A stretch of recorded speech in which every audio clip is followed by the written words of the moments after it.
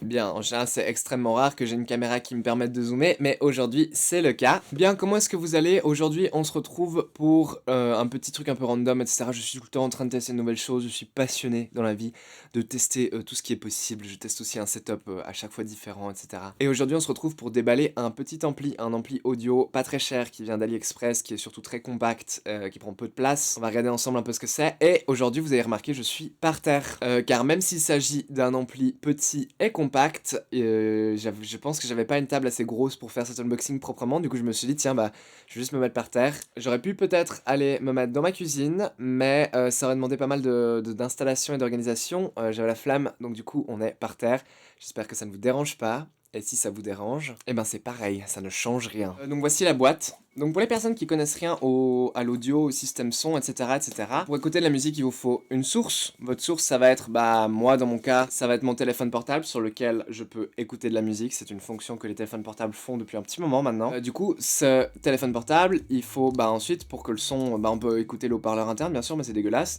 On peut utiliser des haut-parleurs externes. Le moyen le plus simple que les gens utilisent pour écouter de la musique depuis leur téléphone, c'est simplement une enceinte Bluetooth, style une UE Boom par exemple, ce genre de truc. Bah ça en fait l'enceinte Bluetooth c'est un package, il y a tout dedans, vous comprenez, il y a une batterie, il y a des haut-parleurs bien sûr pour restituer le son, et puis il y a toute la circuiterie électronique qui est nécessaire entre deux. Donc en gros pour écouter la musique il vous faut un haut-parleur, le haut-parleur va permettre de transformer l'onde électrique du son en une onde sonore, donc simplement un changement de pression dans l'air, ou un truc comme ça, je sais pas exactement, mais en gros ça va faire vibrer l'air, et ce vibrage de l'air va venir faire vibrer vos tympans, ce qui dans votre cerveau, vous allez interpréter ça comme le dernier bop de Lady Gaga. Mais votre téléphone, il a pas assez de courant électrique.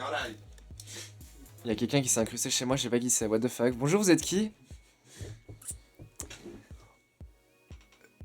Tu fais gaffe s'il te plaît, il y a mon micro juste là. Donc du coup je disais votre téléphone il a pas la puissance de faire bouger un haut-parleur suffisamment fort pour que ça fasse vibrer vos oreilles à une distance. Et c'est là qu'il vous faut un amplificateur. Ça a l'air mieux que ce que ça a l'air d'être. Hi-Fi Hi-Fi made fun.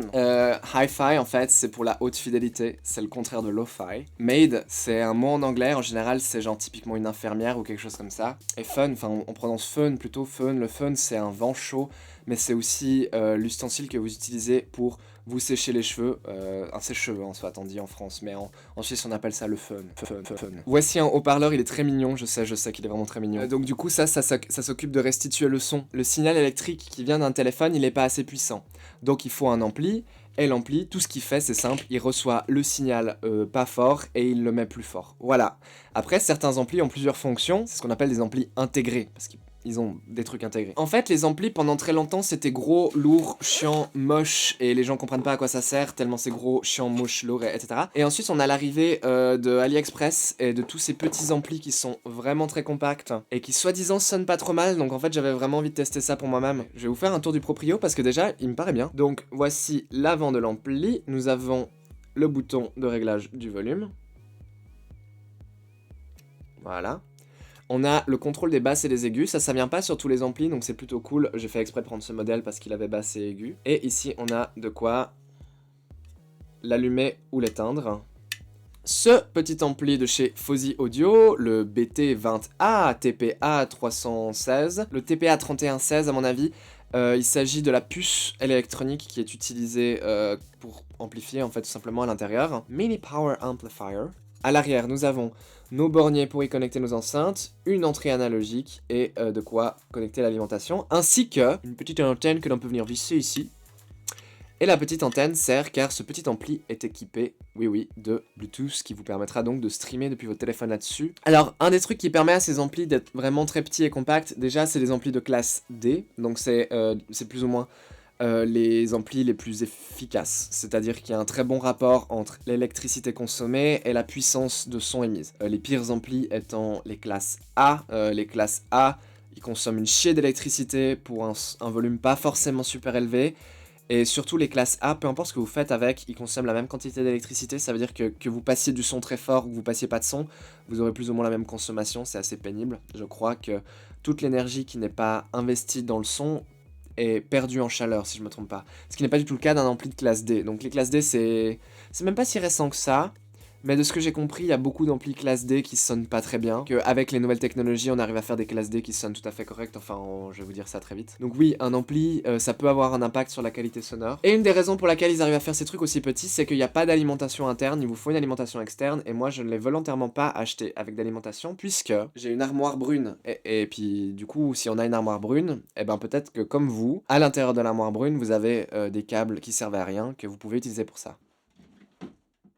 Il semblerait que je suis totalement incapable de remettre la main sur ce truc, alors bougez pas. On va continuer. Du coup, dans mon immense bordel, la prise d'alimentation que j'avais prévu d'utiliser lorsque j'ai commandé cet ampli. Donc bien entendu, vous pouvez le commander avec une prise d'alimentation pour 5 à 10 balles de plus, mais je me suis dit tiens, j'en ai déjà plein, surtout j'en ai une qui me sert à rien, puisque c'était une vieille Alim d'un vieux laptop qui était tout à fait dans les normes de ça, et c'est un laptop que j'ai plus depuis longtemps. Mais bref, tout ça pour dire que je ne la trouve plus. Cependant, j'en ai quand même trouvé une qui devrait faire l'affaire. En tout cas, niveau volt, elle est compatible, elle est 12 volts. L'ampli, c'est marqué 12 à 24 volts. Ce qu'il faut savoir, c'est que selon la lime que vous mettez, selon la qualité de la lime, et surtout selon la puissance de la lime, vous allez avoir un impact sur la puissance maximum que peut atteindre l'ampli. C'est tout à fait logique. Ça, c'est qu'une 12 volts, c'est pas une 24. Cependant, c'est compatible 12 volts. Mais ce qui est cool, c'est que c'est une 7 ampères, donc 84 watts. Donc elle est pas mal puissante. Pas mal puissante. Peut-être pas autant puissante qu'une Alim de laptop. Très bien. Donc j'ai le petit ampli. Je vais... Alors, première étape, la lime dans la prise électrique. Je vais venir utiliser des câbles de parleurs. Alors, ceux-ci sont peut-être un petit peu fancy. Ils viennent aussi d'AliExpress, by the way, c'est pas très cher ces câbles. On dirait qu'ils sont vraiment chers, mais c'est pas le cas. Alors, la gauche, si je suis là, je t'ai pas causé. La deuxième enceinte, Red Auxiliary bleu Bluetooth. Alors, comment on le fait switcher sur Bluetooth? Alors déjà, les enceintes font un petit... Attendez, laissez-moi vous faire écouter.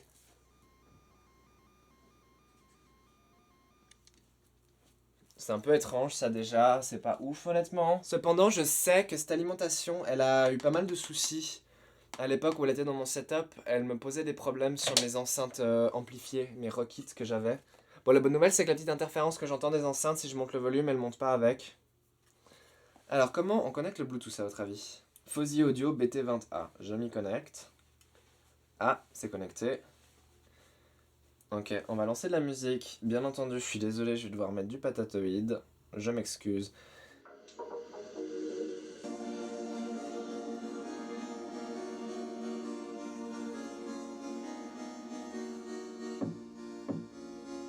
Je vais venir jouer avec les EQ parce que ces enceintes, elles ont pas beaucoup de basse par défaut.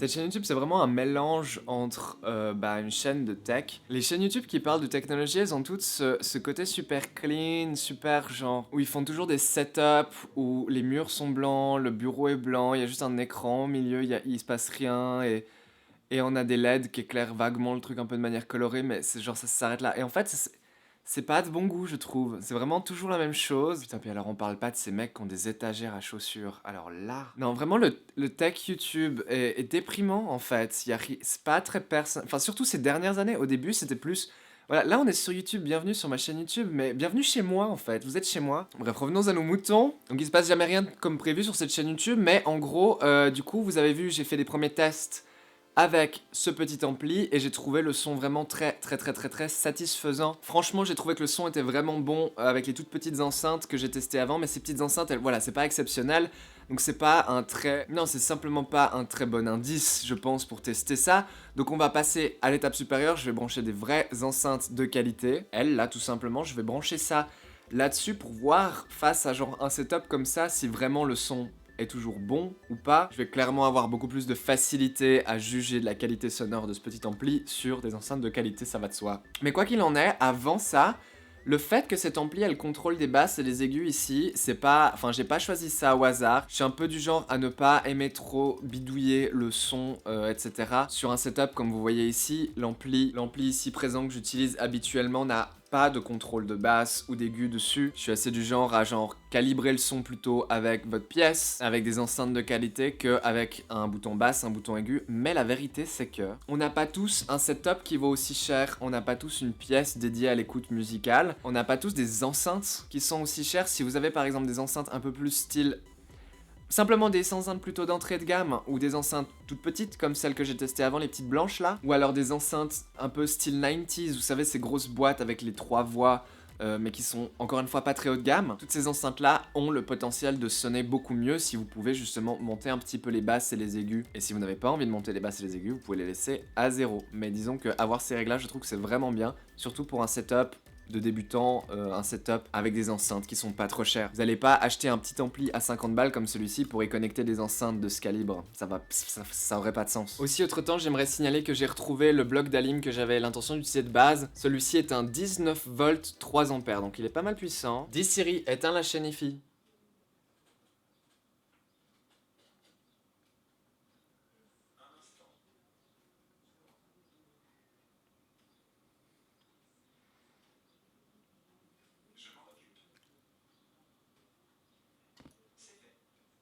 Cool, merci Siri. Putain, il a mis long. Ok, on va brancher ça.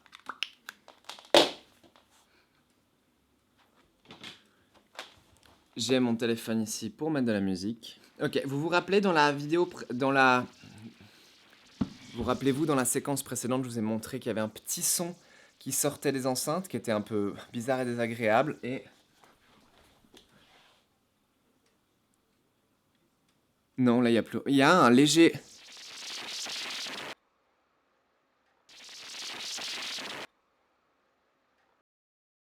Mais c'est vraiment très léger, c'est d'ailleurs plus léger. Le bruit de fond est réellement plus léger que celui de mon ampli super cher. Ok, donc en fait, aussitôt que je connecte Bluetooth, le petit bruit de fond disparaît, celui que je viens de vous faire entendre. Et c'est très probable parce que je sais pas comment ça fonctionne. Je sais pas comment ça fonctionne dans ce petit ampli, mais je sais pas exactement comment ils ont fait ça avec cet ampli. Mais en gros, quand il n'y a pas de truc connecté en Bluetooth dessus, il passe sur l'entrée line qui est à l'arrière. Et quand il y a un truc Bluetooth connecté dessus, et ben on l'entend faire un tout petit clic et il passe en mode Bluetooth.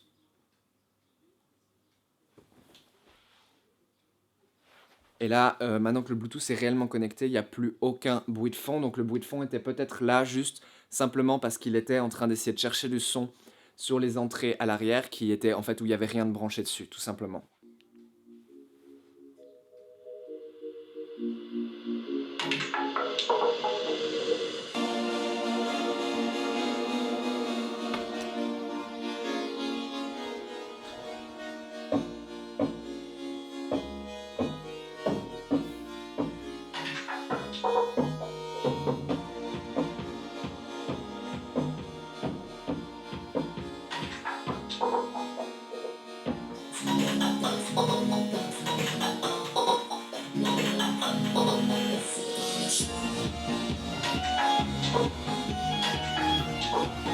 Ok, petit truc un peu étrange que j'arrive pas trop à savoir du coup, mais c'est où est la position neutre au niveau du slider basse et aigu, parce que j'ai l'impression que si je les mets au milieu, il y a un petit peu trop de basse et un tout petit peu trop d'aigu.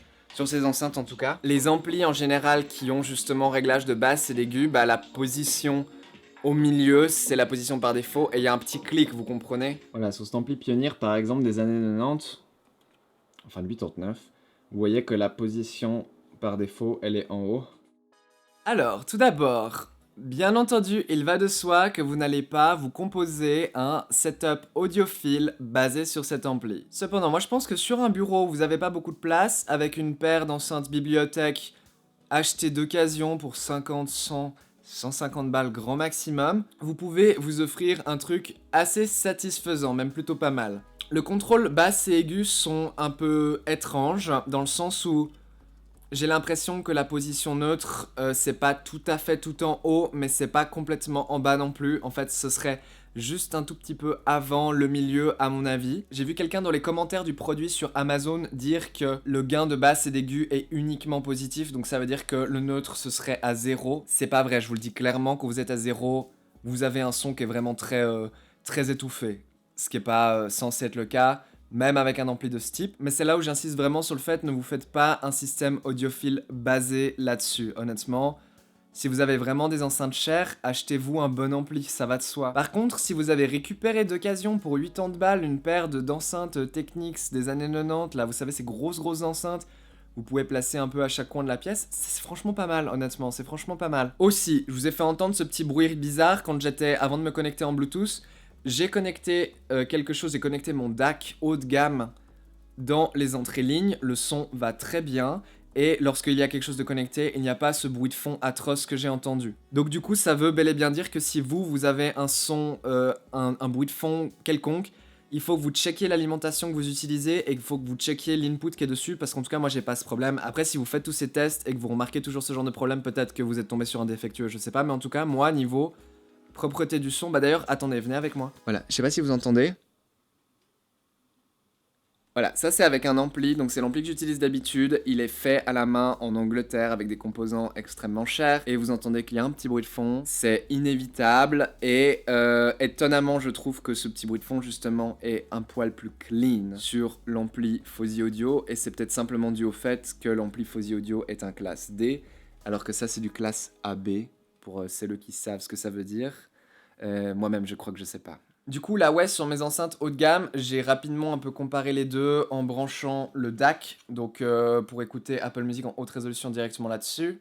Si le son est tout à fait correct et agréable avec ça, honnêtement, lorsque je repasse sur le name, en fait, il y a toute une dimension qui réapparaît. C'est un effet que vous connaissez que si vous avez un setup audio de bonne facture, mais en gros, il y a un moment donné où quand vous écoutez de la musique, les enceintes disparaissent. C'est-à-dire que le concept de les enceintes sont en face de vous et vous transmettent le son, ça disparaît. C'est assez compliqué à expliquer, mais en fait, ça s'exprime vraiment par le son, quand il est bien mixé, peut vraiment donner l'impression qu'il vient un peu de partout et pas juste de vos enceintes. Et ben, passer sur cet ampli, ça ruine l'effet complètement. Là, vous avez de nouveau l'impression que les enceintes vous crachent dans la gueule. C'est ce à quoi on s'attend quand on a des trucs pas trop chers. Mais quand on a des enceintes aussi chères que j'ai moi, et ben effectivement, le name donne une dimension au son supplémentaire, genre vraiment la possibilité au son de se déplacer dans la pièce. C'est assez dur à décrire, mais ça m'a fait très plaisir d'entendre ça avec mon name et de me dire, tiens, bah j'ai peut-être une raison pour laquelle ce name m'a coûté un poil plus cher que ça quand même. Mais voilà, je dirais pas que c'est un mauvais produit, mais bah pour un setup pas cher quoi, mais en même temps ça vaut 50 balles. Si vous aimez mon attitude de je fais des review tech sur YouTube, mais je suis pas un de ces mecs ultra froids qui vous fait des plans clean insupportables et qui testent les trucs vraiment trop vite et qui donnent pas réellement leur avis parce qu'ils préfèrent faire des reviews neutres parce que comme ça ils sont certains qu'ils continuent de se faire envoyer des cadeaux des marques. Si vous aimez être chez moi avec moi quand on teste des petits produits ensemble, partagez cette chaîne YouTube et aimez, likez et dites-moi quel ampli vous utilisez avec quelles enceintes. Qu'est-ce que vous utilisez comme source musicale aussi, c'est vraiment intéressant pour moi. Et voilà, on se retrouve bientôt. Je vous fais des bisous. Avant de terminer la vidéo, je voulais juste vous montrer le petit setup final de où est-ce que j'utilise ce petit ampli. Du coup, il est posé ici sur cette table et il me sert juste simplement de petit ampli pour les petites enceintes qui sont là pour le piano.